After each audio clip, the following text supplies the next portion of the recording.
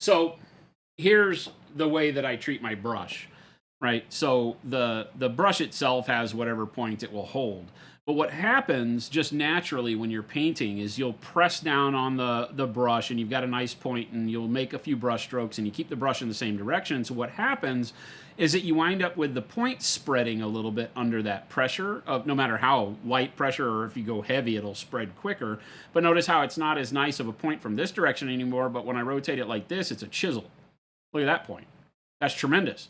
This point is broad because that's what happens. So now I switch it over, I rotate the brush. As soon as I've done enough brush strokes to start seeing my point broaden like that, I just rotate the brush over 90 degrees, so now I have that point back, and then now you can paint like this again. You get fine detail lines, all of that, and then after a few strokes, it flattens out this way, and you rotate it this way, and you have your point again.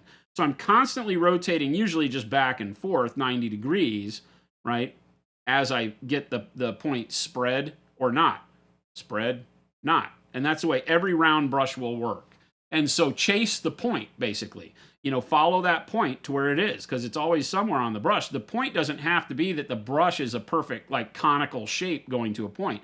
This side being wider and flat does you a lot of good with having the best point you'll ever have this way, right? And then you're painting basically with the edge of that point, right? Boom.